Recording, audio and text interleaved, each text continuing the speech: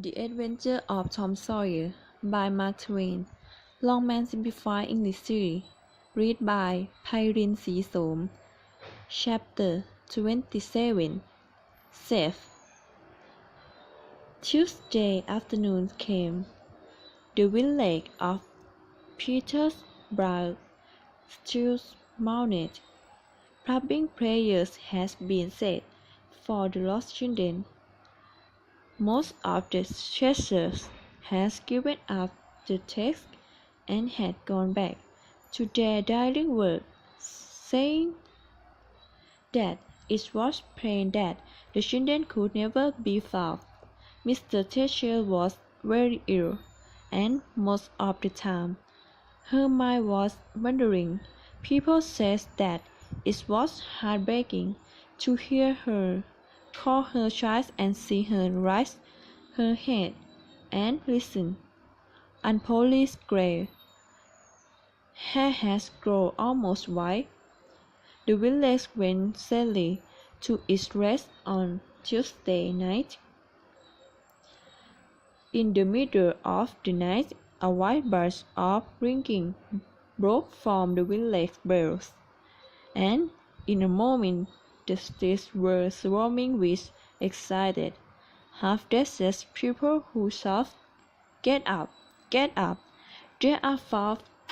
They are found!" The beating of the planes and the blowing of horns added to the uproar. The crowd moved towards the river made the children coming in an open, curious draw by shouting villagers gathered round it.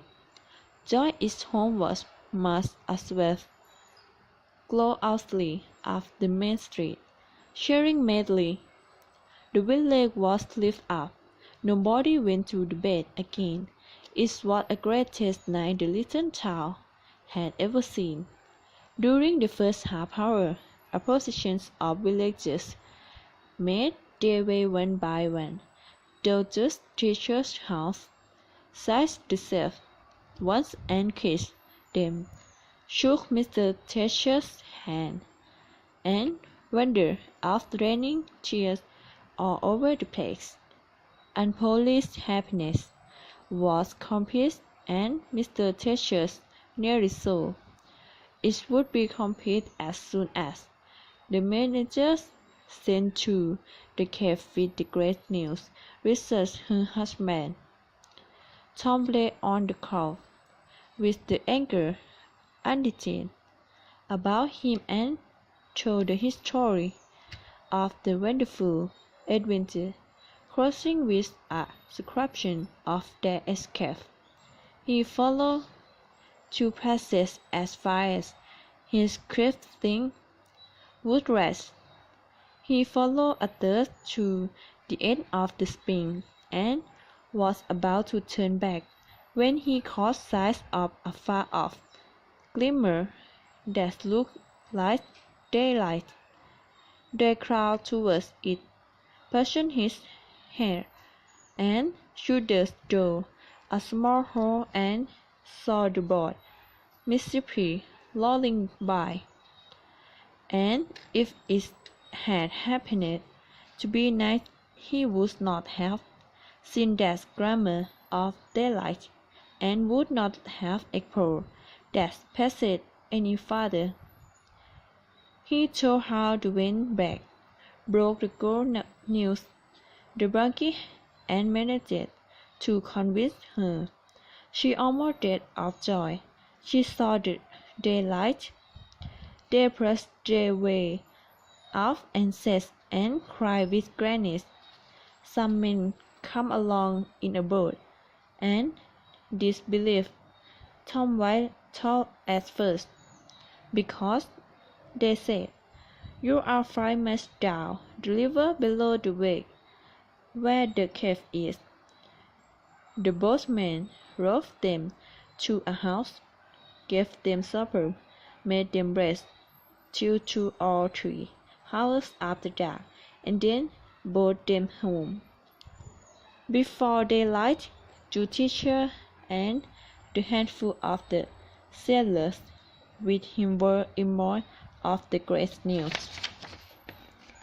The effects of the 3 days and nights of exhibitions and hunger could not be shaken off at once, as Tom and Becky soon discovered. They had to stay in bed all Wednesday and Thursday. Tom was nearly as strong as ever by Saturday, but Becky did not leave her room until Sunday, and then she looked as if she had had a long illness. Tom learned of Hank's sickness and went to see him. The widow Dollars stayed by the sea. That no exciting subject was mentioned to the painter. At home, Tom was told of Cardiff Hill affair and that the red man's body had been found in the river near in the ferry landing. Perhaps he has been drowning while trying to escape. A fortnight later, when Tom called at Jude's church to see Becky, the Jude and some friends made Tom talk. Someone asked him jokingly if he would like to go to the cave again. Tom said that he would not mind. "Well, I have not the least doubt that they are all just like you, Tom," said the judge. "But we have proven that nobody will get lost in that cave again." "Why?" "Because 2 weeks ago I had its big door strengthened and locks put on it, and I have got the keys." Tom turned as white as a sheet. "Oh, just risking Joe in a cave."